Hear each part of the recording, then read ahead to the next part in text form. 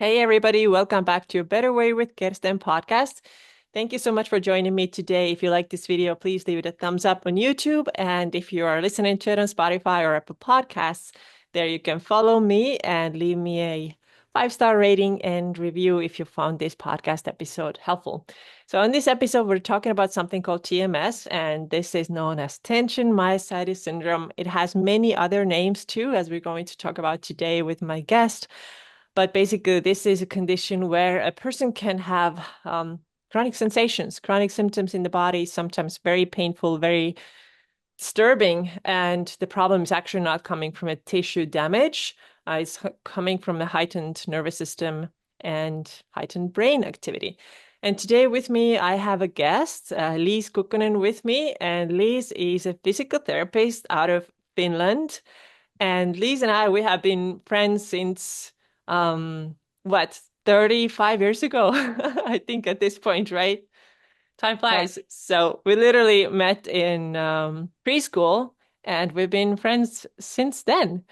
Now we're living in different countries, obviously, but I wanted to have Liis on today because she's a physical therapist who is going to tell us a little bit more about TMS in and how this is understood and seen in Finland, in the medical system there. And this was something really interesting for me to hear when I first learned about it, because I think the differences between Finland and the United States are pretty big. So welcome to the show, Liis.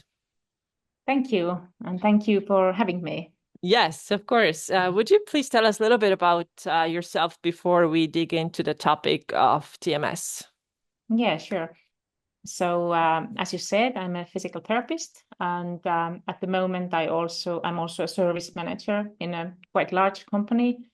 We have more than 1,000 physiotherapists, and I manage 5 clinics. So I kind of run everything in the clinic, but I still do clinical work at least one day per week. So I think I still want to keep the touch with patient work because I really like it. So yeah, that's work wise. Otherwise, at the moment, I watch a lot of Olympics and Yes, same here. and then I like to do trail running. You know, all the a lot of going out in the nature. That's what I do Mm, during my time off. yeah, that's cool. And you have your Instagram account too, I know, about your trail running, right? So we can maybe link to that later in the show notes as well, if you don't mind. Yeah, I have been a bit inactive lately, but yeah, there is maybe my blog might be Okay. more useful for people. So I think people who are into trail running, there might be a few articles which are interesting. So yeah, we Yes. can link that. Yeah. Yes, we'll do that for sure. Okay, but today the reason why I wanted to have you on is this. So I'm going to give the listeners a little bit of a backstory. So Liis and I often chat with each other via WhatsApp or Marco Polo, one of these things. And recently she asked me about how's my work going, what's going on. And I told her that I've changed my direction a little bit because I used to be a lot in this fat loss and weight loss field. And recently I've been obviously talking a lot more about TMS. And when I told her that, I just expected that I have to start explaining what a psychosomatic disorders are, or, it has a lot of names like neuroplastic pain and so on. So I thought I will have to tell her that or explain that because typically it is my experience that in the US, like people in the medical field and also including physical therapists, generally speaking, that's not everybody 100%, but generally speaking, don't know what it is and don't know that physical pain and other physical conditions can be rooted in the nervous system, actually. And when you said that, yeah, I know what that is, like everybody here in the medical field knows what this is. I was truly amazed. I was like, really? And so you said yes. So do you want to tell us a little bit more about it? Like how common this knowledge is and how is it so that everybody knows about it? I think that in the medical field, if we talk about nurses, um, physicians, and physical therapists, I really think that most people are aware about the fact that not all chronic pain is comes from a damaged tissue. Hmm. So this is a very known knowledge. For example, physical therapists have been going to courses about psychosomatic or TMS. Mhm. Maybe I would say maybe the past 10 years, it has been kind of like known here. But Mhm. just before coming here, I actually checked, I Googled that, how long this has been known in Finland. And I found that there is an association about psychosomatic pain, and it has just had a 30 years of an Anniversary. anniversary. Yeah. So yeah, it has been around for a long time, but Wow. of course, like not so known. So I think that maybe the past 5 or 10 years have been when this topic has been really kind of like becoming mainstream. Hmm. Yeah. But you mean in the medical field mostly, right? Yeah, mostly in the medical field. I think in media sometimes you get articles. So I would think that maybe an average person would know that not all pain is about tissue damage, but still to patients we often have to explain it. Hmm. Okay. So yeah, and I also wanted to kind of comment on that. I personally think that. If you have been working with patients long enough, I'm quite sure that you do know what we're talking about because you start getting the patients with whom you don't get the results that you want Yeah. with treatments that are more common, Hmm. but just maybe they're not so many and so good guidelines everywhere. Hmm. Yeah. That's Yeah. my personal opinion. Yeah. Right. So you're saying basically like if you as a PT or let's say a physician, you have used the common tools in order to relieve the pain that the patient is coming to you with, and there's no resolution, then there should be like a light bulb going off. Hey, this is something else. Yeah. Yeah. Okay. I would say so. Yeah. I think that many times in the medical system, I think maybe also here and in the US, I would think one problem might be time because it's really time consuming to get to the point where you start working with the patient with TMS or Mhm. psychosomatic pain. So that might be, it might not be that people don't recognize, but it takes time to get there. Mm. Because as a physician or as a physical therapist, when I have a patient coming in, first time, and they say that they have low back pain. Mhm. So it's my job to make sure that there is no, I can't say like when I look at him or her that you have psychosomatic pain. I have to Sure. rule out everything else because that's Absolutely. job. So that's why it usually takes a few sessions to actually get to the bottom of it.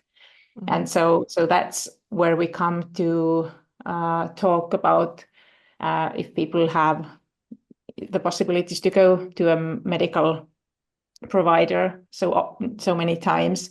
If there's, for example, in Finland, the problem at the moment is that in the public healthcare system, it's quite difficult to actually have an appointment because there's not enough doctors. So Mhm. in private healthcare, it's easier. So I think these are also the reasons why sometimes people don't get the help that they need. Mhm. Yeah. So you mentioned that it's going to take a few sessions to rule out anything dangerous, threatening, potential tissue damage. And this is, of course, very, very important because we don't want to miss anything that Yeah. could maybe need a critical attention. Yeah. Um, so what is the timeline for you? Let's say that a patient comes to you and she has a knee pain, back pain, neck pain, any pain, and Mm. you're trying to treat her. What is the timeline typically when you see that, okay, this is not working and you start suspecting and maybe there's something else? It's difficult to say. Sometimes you get the sensation of it quite quickly, maybe like with a few sessions. Hmm. And usually, if I tell you a little bit how at least what happens in my practice, Yes, please. I might have usually when a person comes in, let's say, I think the classic would be back pain, low back Yes. pain or neck pain. And the person comes in then even though for them the pain that they're feeling is really unique, it might be first time. Of course, usually by the time it might be a chronic pain, but still it's like the first time they have had pain for a longer period. Yeah. But for me as a professional, there is usually like a pattern for every, like for also for different tissue damages. There are some symptoms and there's some tests that might be positive. There is kind of like, there is this certain pattern that the more experience you have, Mm-hmm. the easier you recognize that, okay, that might be a discogenic pain, or this person might have maybe a movement control problem. Mm-hmm. So then you kind of like realize it makes sense, and then you start working towards the solution with the patient, and that also takes time. It doesn't like it's very rare that the physical therapist can do the trick with one or two uh, appointments. Yes. At least you can see some improvement. But when there is this psychosomatic or TMS pain, then usually that doesn't make any sense. Like the story is, you don't see the common patterns Mm-hmm. of pain. And like it can be very different, like the different times when the person comes in, and it's every time there's a different story. And usually there might be also that there's different body parts that, Yes. have pain. 100%. Mm-hmm. Yeah, and the pain you don't see, you don't really find things that make the pain go away and then that worsen it, which is usually common with musculoskeletal pains, that you find the positions and things that people can do so that would ease pain. Mm-hmm. So just like with TMS pain, it's really usually it doesn't make any sense, and you're Mm-hmm. just like, I don't know what's my hypothesis with this patient, and then like then you try different things and still doesn't work, and then you usually by the time you've seen the person for several times, then they open up and there might be a trauma, like some grief, Mm-hmm. divorce. There's something usually, we call that the psychosocial factor, Mm-hmm. which is kind of like behind. And Mm-hmm. then somehow people usually open up, and then usually I have this bulb when I think that, okay, maybe there's something else. Mm-hmm. Yes. Yes. Yeah. Oh, this sounds exactly like TMS. That's how it is. It can be pretty random. It can move around. It can go from one body part to the next. It can like change forms. It can go from pain to nausea or dizziness. It's just like weird like that. Yeah. But of course, in a lot of people, it is in the same place too. So if you're listening to it right now and you're like, no, my pain is always in the back, it can still be TMS. It can still Yeah, be. definitely. Yeah. Yeah, yeah. So one thing that you said was also really interesting. You said when the patients start to open up. So how does that happen? Do you encourage it? Do you then start asking questions? Maybe let's say you get a hint Yeah. that there's something else going on. This is not a physical tissue damage or anything like that. Do you start kind of, do you prompt them with questions to get them like I open up do. more? Yeah, I do actually. Sometimes people, uh, sometimes you don't have to do that because Mm-hmm. it's usually by the time when people open up, sometimes, we are maybe doing an exercise or something because there has been some other hypothesis of pain that, I'm kind of Yeah. like trying to figure out. But sometimes when I maybe get this bulb of like the sensation that, okay, there's something else here, then I might ask that, has there been any big changes in your life lately, or have you had additional stress? Mm-hmm. So that's where people usually start thinking, and they might be, oh yeah, I did change job, or I don't know, so there can be that my mother is in a really bad condition. I have to take care of her. That's a Mm-hmm. huge uh, Yeah. like stress for people's life, or there's something going on with the child. There's usually something that Mm-hmm. comes up. Yeah. Mm-hmm. Okay. I would say it's very often that there's something. Right. And so when, like you said, like the light bulb goes off for you, like, okay, this is probably it. What is the next step then for you? For me, I because I myself, I'm not a psychosomatic therapist. Mm-hmm. So so I would refer them, of course, first I would tell them that I think that you should see another specialist. Hmm. So in my company, we have specialists for that. So I just suggest that should we make an appointment for another person and also tell them why. And by that time, I think people also have a bit of frustration because we haven't really had the results that, Yes. we should. So, and I have a sensation that people actually are quite satisfied with that Mm. because I think deep down they might even know that there's some emotions or stress that is affecting their health.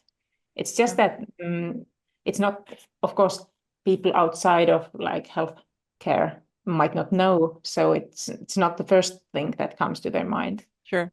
Yeah, Yeah. it's sometimes when you mention this possibility to somebody who doesn't believe in any of it at all, they can look at you like, as if you have like three heads or something, like you're totally out of your mind, right?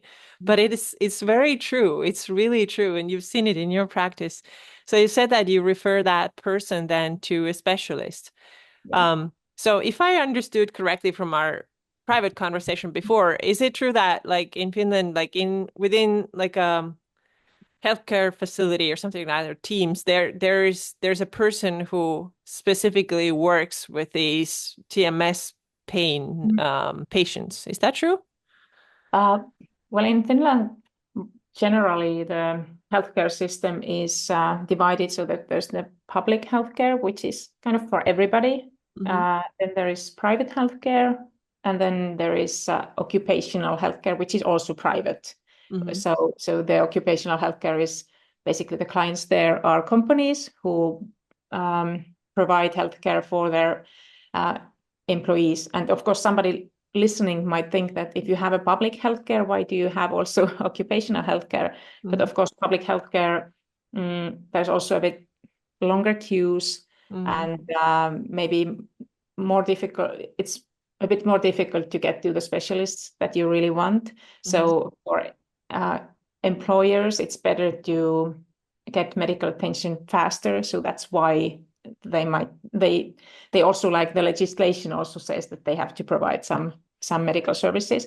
Yeah. So so all in all, in private healthcare, for example, in a private physiotherapy company, usually if it's a bigger company, there is a TMS therapist. Hmm. They also do other client. They work with other clients, but there is like I have a team of about 20 therapists, and there's two who, That's cool. yeah, who know how to deal with TMS. And then maybe if you have, of course, if you have maybe two or three people in a small company, it might not be the case, but quite Hmm. many physiotherapists are aware and have some kind of courses that they attended to. Hmm. And then in public healthcare, when there is very severe cases, then they also have specialists. But for example, our company is also a service provider for the public sector. So if they don't have a specialist, then they kind of like make a payment commitment for us. So Hmm. we take care of the patients and we send bills to the public sector. Right. So yeah, but of course, like, I wouldn't say that everybody gets help all the time, Right. but it is there, it is possible, and every I think that as we have more anxiety, depression, burnout, all kinds of problems, then that's why also this service has is more common Mm. because like it's one way that we can help people. Yeah. Probably more demand for it in the Yeah. future. Yeah. Um, Probably. Yeah. I had so many things that I wanted to ask as you were th talking, so I hope I'm gonna remember them all.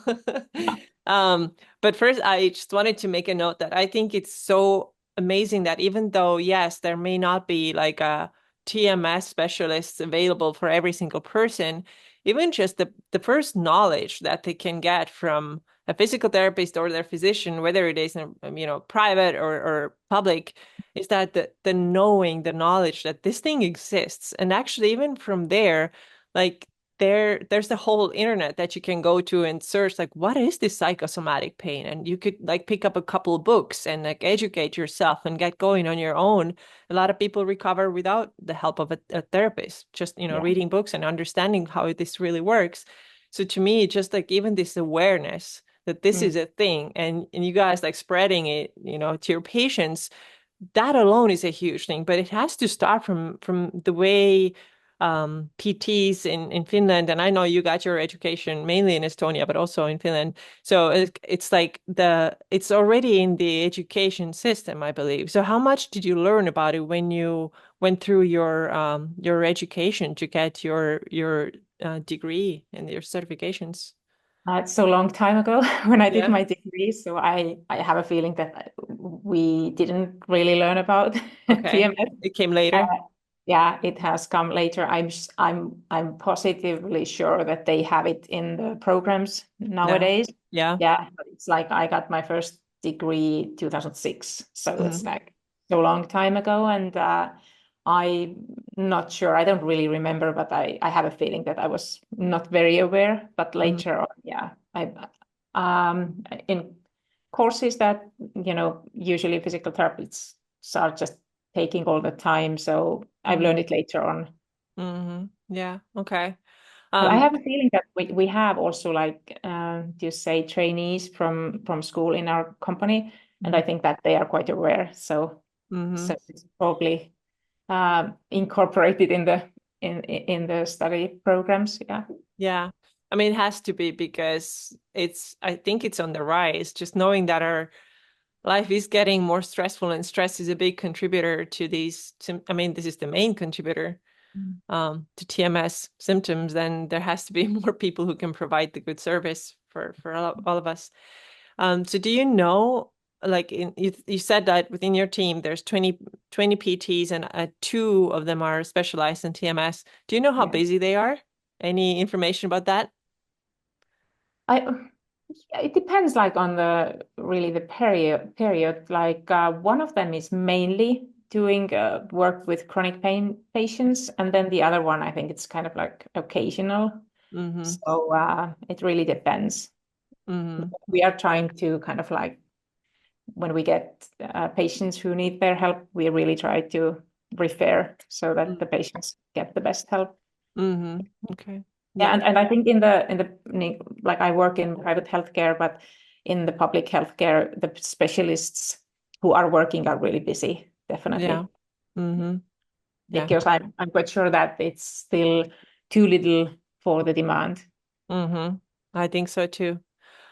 You also talked a little bit about the role of the employer, right? Mhm. It's kind of in their interest that their employees get the help that they need. So tell us a little bit more about that. How do they support the person who's, I don't want to use the word ill, but suffering from these symptoms because it's actually not illness. But so what is the supporting look like, and why are they so interested in getting people back to work and back on track? The well, first of all, I think that the employers are in Finland, there is a huge financial incentive for employers to keep people fit for Mm. work. Oh, I want Um, everybody to hear this huge incentive to keep people fit physically and mentally too, I'm assuming. yeah. Yep. But like maybe it's kind of like that they're capable to work. Not everybody is so fit, obviously, here also, Yeah. but like fit Work for work. fit. Yeah, so that they can so that they can manage their work and um what I wanted to, I'm just like losing my line here, but Yeah. yeah. So what I wanted to say is that in Finland, usually when let's say that I would go to a new place to work, Hmm. so I will sign my contract today. So since tomorrow, I I could be on a sick leave basically, Hmm. and the sick leave is like by law, the first 9 days of sick leave, the employer has to pay like a regular Hmm. salary for that. And then afterwards, if there is a longer sick leave, then the government is paying not like the whole salary, but kind of like the government is taking care of that. But if the person would be permanently out of work, then Mhm. the previous employer would have financial Responsibility, maybe. responsibilities for that. And I think it goes back to like 2 employers. It Really? depends on how long, of course, it's if there's years, but like, so it's really, really important for employers to keep people fit for work, also Mm-hmm. financially. Mm-hmm. So that's one reason. And then, of course, the law also. But if I think about the TMS therapy or like TMS, yeah, treatment, then there's usually an occupational healthcare system which takes care of employers. There's always a team. There is the occupational physician, then there is a physiotherapist and the psychologist. Mm-hmm. So the law ensures that employees have access to all these services, Mm-hmm. and then quite many occupational psychologists are also familiar to psychosomatic pain. So it's also I'm not sure how much physicians really work with that. Maybe not so much because their job is maybe more to diagnose and do other things. But then the workplace psychologists and physiotherapists or physical therapists, I think they are the main people who address different pain or whatever symptoms people Mm-hmm. might have. And then, yeah.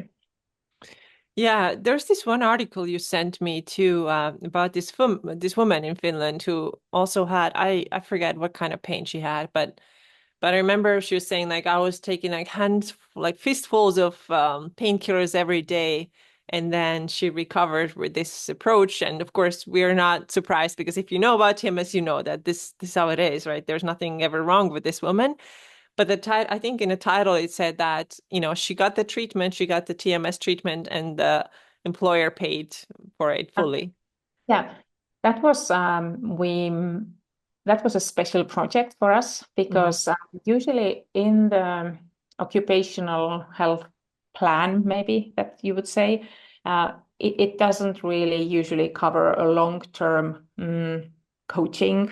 You Mm-hmm. might like a physical therapy, maybe TMS physical therapy, but what we wanted to do is we wanted to try, Mm-hmm. can we help people? So it was quite a huge employer. And so we were in the occupational healthcare system.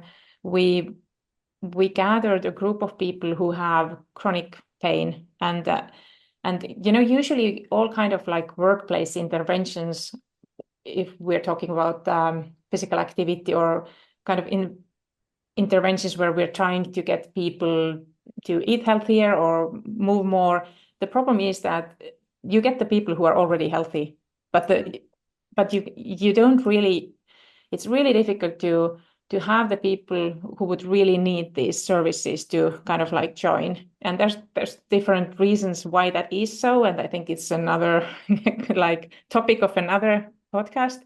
But what we managed to do is that we managed to get um, include 15 people who had years of different pain problems. Mm-hmm. And some of them had, like the woman in the article, she had an ankle sprain, like really severe, like 7 or 8 years ago.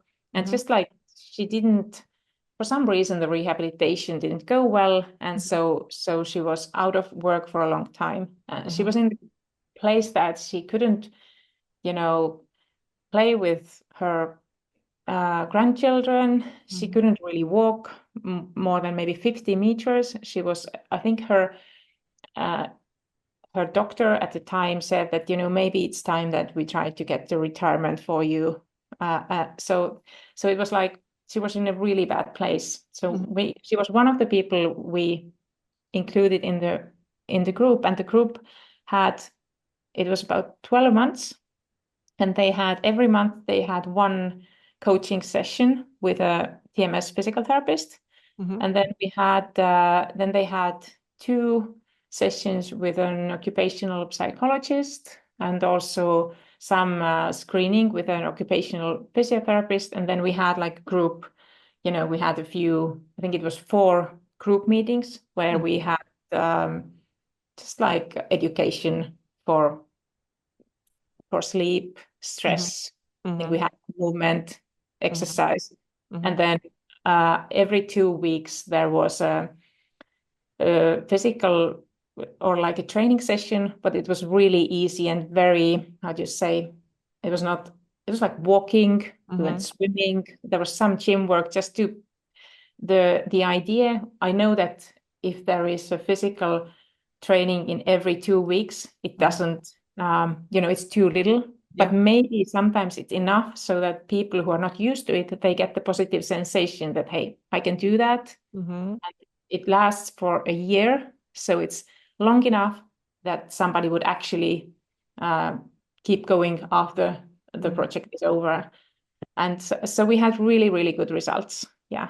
And the Mm. woman that we were talking about, she's biking, she's Mhm. swimming, she's working. She said that, she's planning to work, she's working in a school. So Mhm. she's planning to work as long as they take the keys. They would Take take the the keys from keys. her. Yeah. So, That's so so yeah. And we also did some like official tests. Mhm. We had great results.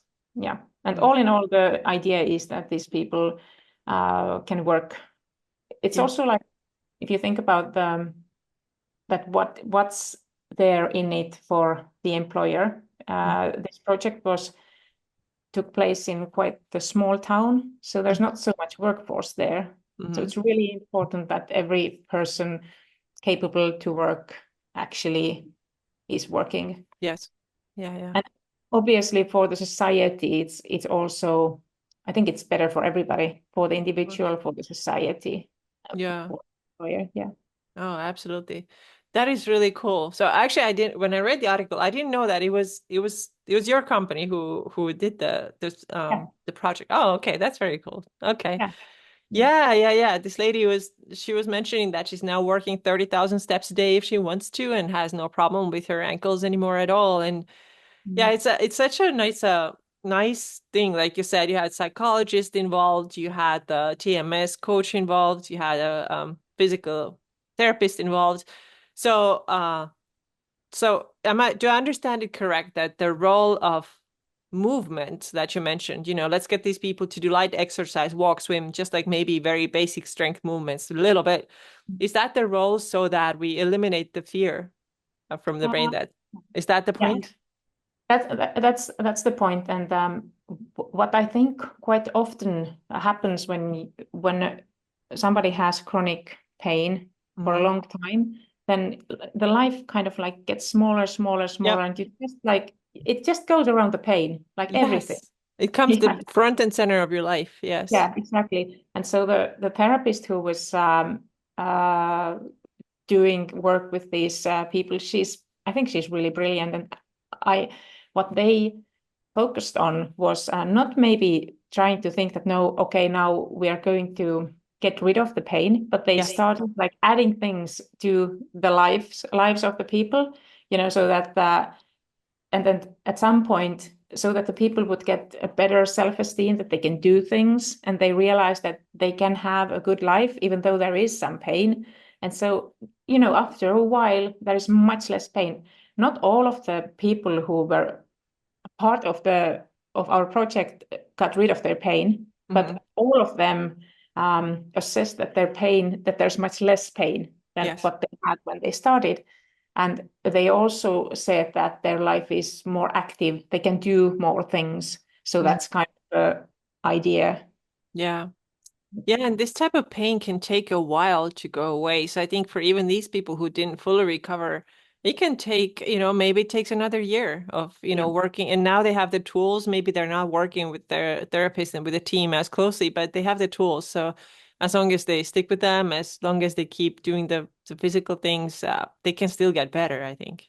Yeah, I think the same. And they have good experiences Uh, with like yeah. physical activity or other. We covered also topics about good and healthy lifestyle, Yeah.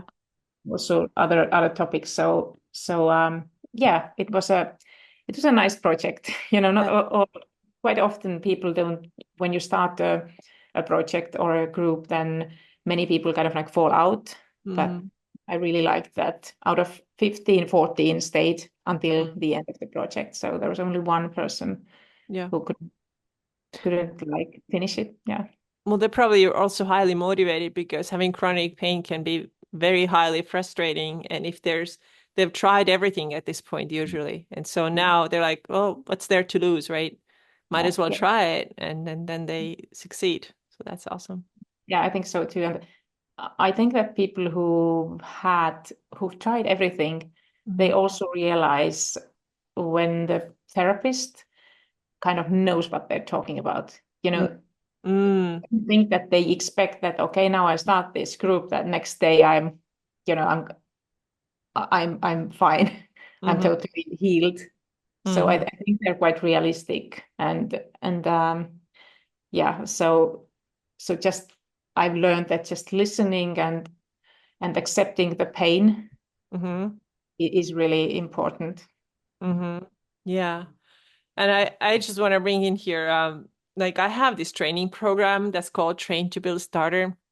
And the reason why I want to mention it, it wasn't my plan to mention it on this episode because the topic of movement came up and talking about like how much it matters. And it's not so that you can somehow eliminate nervous system pain, right? The TMS pain by doing physical exercise because it now strengthens your body or your bones or your ligaments. It's not because of that, but it's because you overcome the fear and you do a little bit and you still get a sensation because it is a signal to your nervous system that you're doing something out of the ordinary.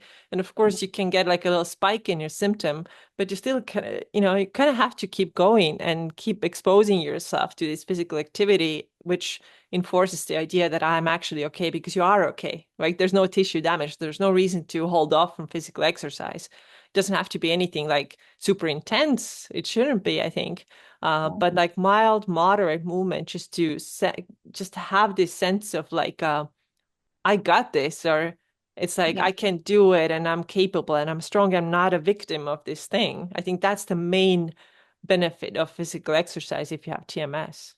Yeah, and like it, of course, there's people who have TMS pain who are physically very, very active, sometimes Yes, maybe even too active. Yeah, me. That's but me. yeah, exactly. But then there's a lot of people who start avoiding all kind of physical activity, Yeah. and I think that's more common. So this is why physical activity is usually a part of Hmm. healing. Yeah. And I think that physical activity in general, it also has a positive effect on your mood, um, your hormonal status. So if you just keep on going, even mildly, then usually you get out of it more than Hmm. what you lose. Yeah. Yeah, totally. What would you say though, to a person like myself, physically been active pretty much all my life, still, my pain has significantly reduced, but it's Mm. still there. I'm not gonna lie. I'm not gonna say I'm not completely free, at least not at this point in life. So, what do you see is the problem for those types of people? I think sometimes it might be that uh, they're trying to do too much, Yeah. like they're trying to be perfect on every part of their life. Maybe that Yeah. might be one. I have a feeling that they maybe don't. When their body tells them to rest, they might not listen to it. But it's Hmm. just like, I know it's simplified. There's many other. There might be other stress factors, some Yeah. dissatisfaction with some part of your life, or there can be trauma from childhood. There can be other things. So it's not Yeah. so. I don't think that it's always so simple. Yeah, it can be pretty complex. No, I think you totally nailed it, and I absolutely admit it that this is the thing in my Mm. case. And of course, like we've talked like I don't know, like I said, 35 years we've known each other, and you've always said like about me like, oh my God, like you have this like you're organized, you have this discipline about things. Yes, but it has backfired in I, some areas of my life. Like yes, being this like I have to get everything just right and I have to push myself harder and I'm not gonna listen to myself when I need a break. Like these things can be seen as like, wow, this is awesome. Look at her discipline.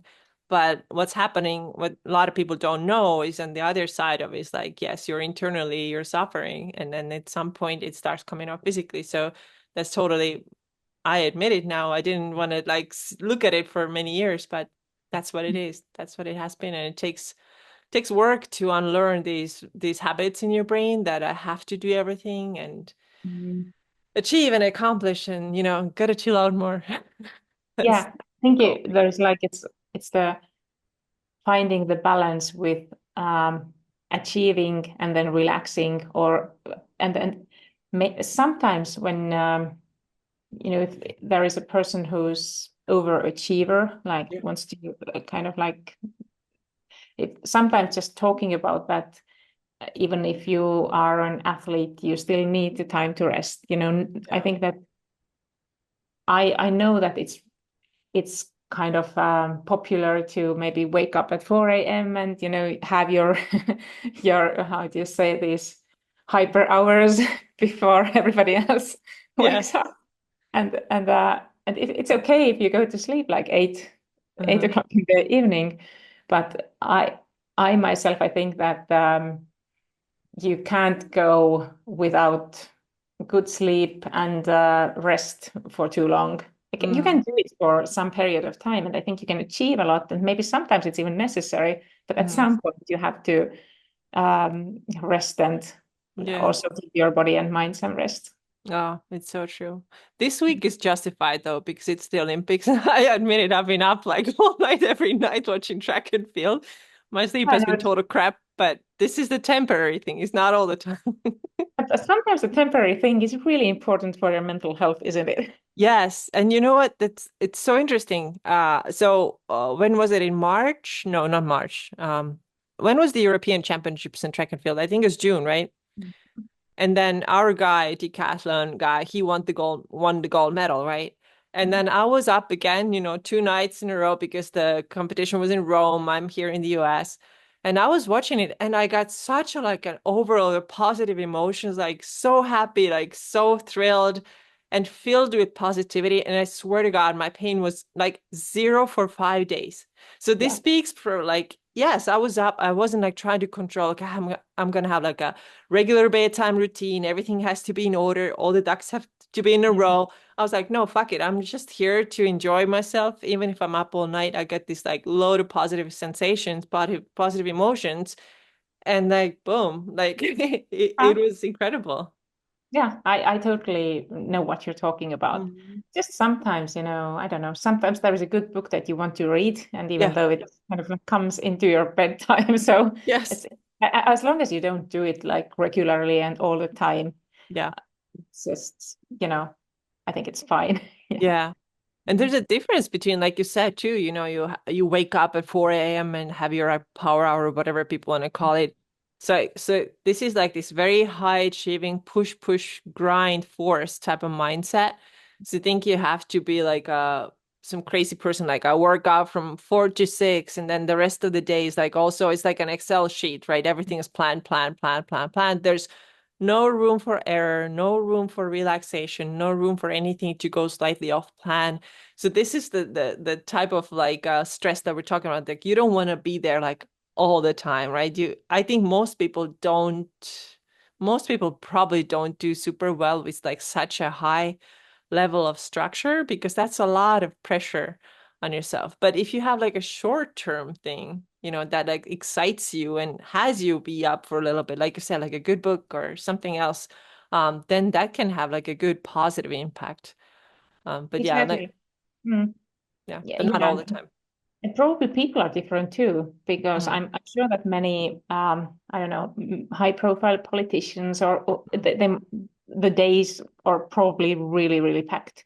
Mhm. And some of them seem to kind of like cope with it, year after year. But of course, we don't know. There's probably some periods of time when they also have off time. I think at least I haven't heard of anyone who could do that for, you know, the whole Extended. life. I Yeah. think it's usually you can have periods with really high focus and Mhm. a lot to do, but then there Mhm. has to be a period of rest too. Yeah. Hmm. Yeah. And it's something that you almost like have to train out of yourself. Like if you've been this way all your life, um, it's a pattern, it's a pattern of doing so much and living such a highly structured life. And it's very hard to let go. But I think in a way, these sensations, these chronic symptoms that start showing up in the body, they are a sign of that. They could be a sign of that. Hey, you're not taking care of yourself. You're not listening to yourself. And in that sense, I know it can be really hard to accept it, but in a way, it's a good thing because it shows you direction where you're meant to go. Yeah. Yeah. And well, usually if you think about like pain generally, it has a reason. Yeah. Yeah. Even though when it comes chronicle, then sometimes it, well, I guess it's debatable if there is a reason always for pain or not. But like basically the physical symptoms usually maybe trying to tell you something. Yeah, I think so too. It's just that the message is not always what people think it is. They think that if my ankle is hurting means I'm not supposed to walk, but it doesn't have to be that necessarily. It can be a different message. Yeah, yeah, it Mm. can be. At least if the message has been going on for like maybe years Mm-hmm. Yeah. or like at least several months. Yeah. Yeah. I actually want to come back to one topic that we talked about earlier real quick, and then wanted to ask you, so if you get a sensation feeling that this problem might be a TMS problem, and then you tell your patient that, and the patient has never heard about this before, what is their typical reaction? Yeah. Um, really depends on a person. Some people are not very happy. They think that, yeah, maybe I'm not, you know, I think they're hesitating that Mm-hmm. can this be the case? But then when I think sometimes they also see that, we've tried so many things and it's just Mm-hmm. not working. Of course, some people wouldn't believe it. Also, they might, get the doctor's opinion or something. Maybe they don't show up anymore. But I think it's quite rare. Mm-hmm.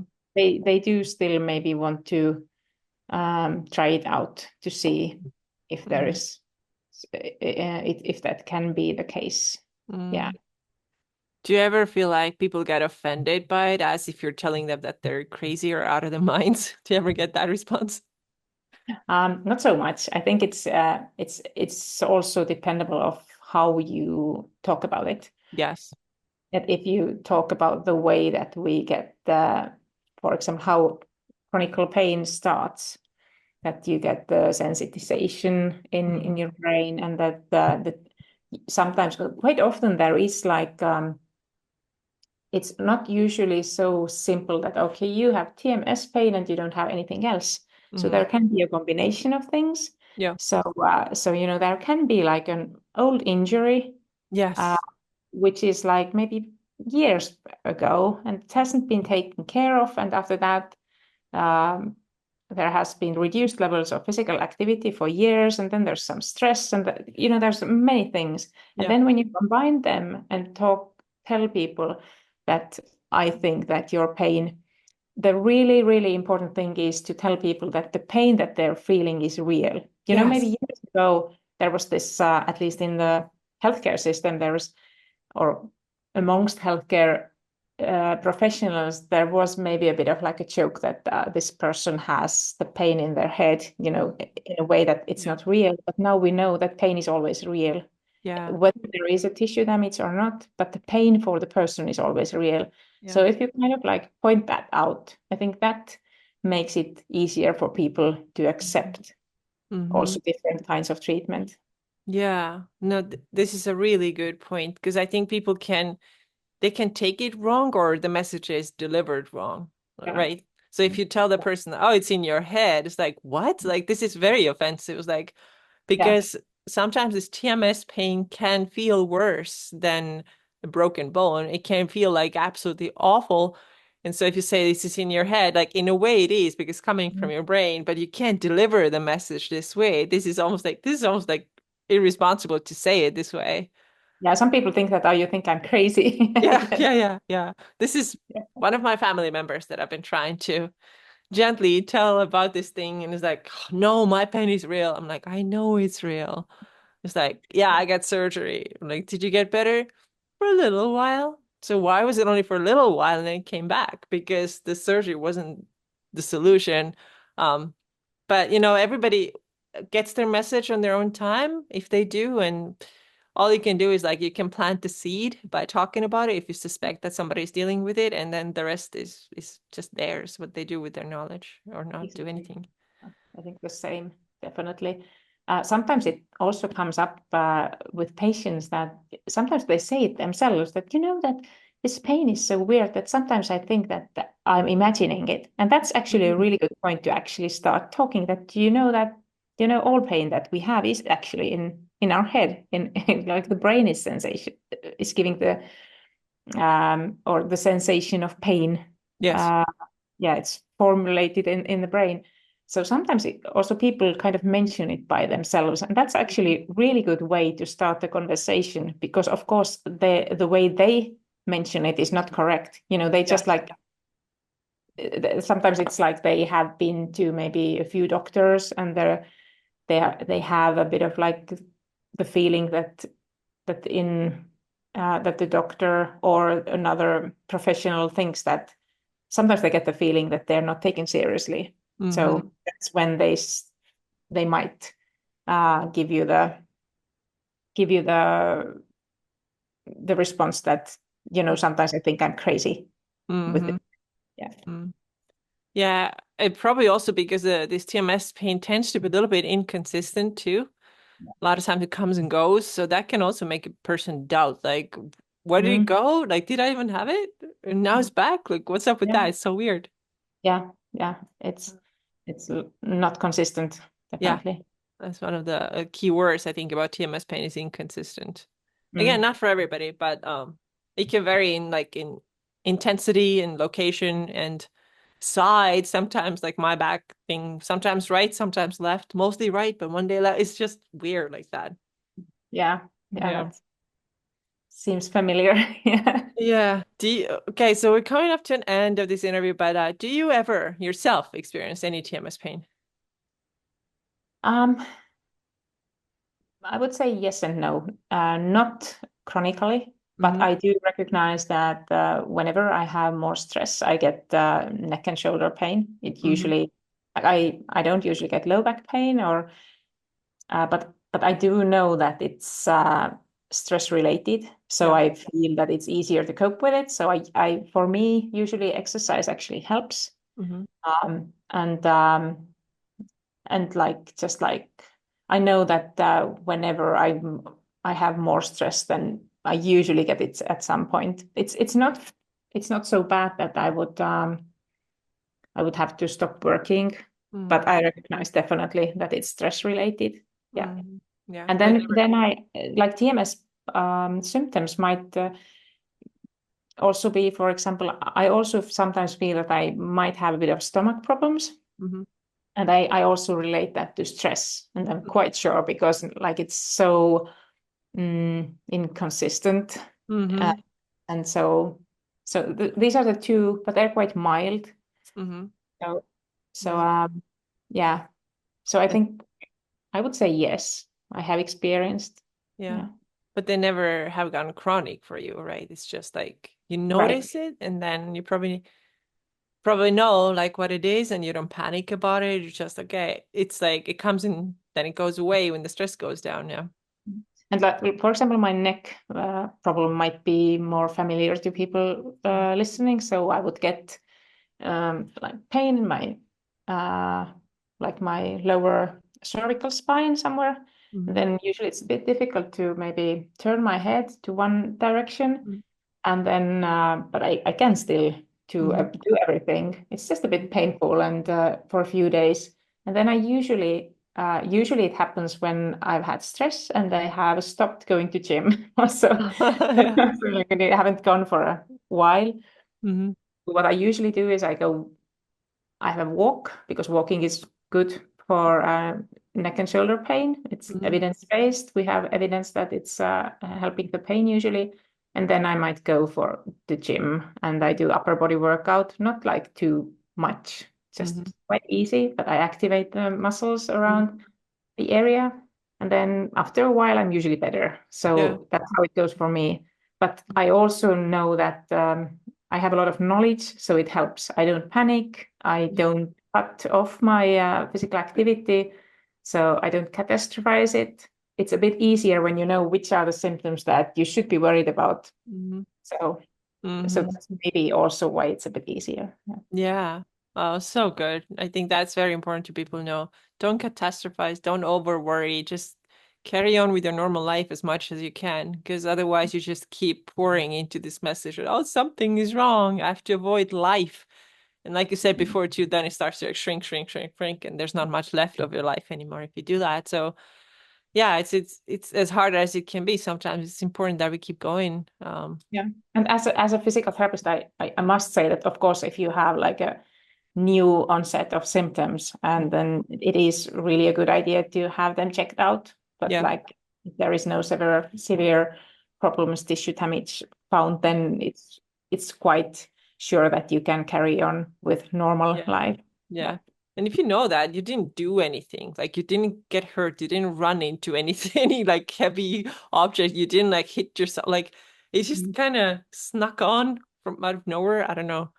Now, That seems to be. of course, if you have like a first onset of pain, then and it lasts for weeks, maybe a month, and it's just like continues, doesn't go away at all, then it is possible that there is some severe cause, Mm, like there can be an infection or even sometimes there can be a tumor or something. So, in some cases, of course, if it's a new pain for you and you feel it day and night all the time, then I mm, really think that you should check it out. yeah. So No. yeah, but after, if the pain is chronic, you have had checkups and you really don't find any good reason for that, then Mm, I think you could think that maybe it's TMS. Yeah. yeah. No, for sure. Yeah, get it checked. I think that can't hurt you to Yeah, for definitely. your And own it peace has, of mind. exactly. Yeah. Yeah. Cool. All right, so we're gonna wrap up here, but do you have anything else do you want to add? Maybe something that I didn't ask, but you think would be important for the listeners to know, Mm, to understand? uh, I don't think so. I think you have covered the topic with the questions quite well. So I just Oh, I maybe want to encourage people that even with chronic pain, you can still have a good quality of life, and mm, sometimes you just need somebody to go it through with. You maybe need a coach or a therapist mm-hmm, because who understands you and who can guide you through the process of accepting the pain and managing it. And finally, quite often you can also reduce the pain quite significantly. mm-hmm. Yeah, cool. Well, it's great to end with that message. Thank you again, Liis, for being here today, chatting with us. And I think we're both off to watch more of the Olympics now. Yeah, there is the javelin throw today, I definitely. know, and women's hammer, Finland has their chances there. So keeping Yeah, our there's like fingers Finland crossed. has zero medals, so It's what? today they Zero have minutes. Yeah. medals. Yeah.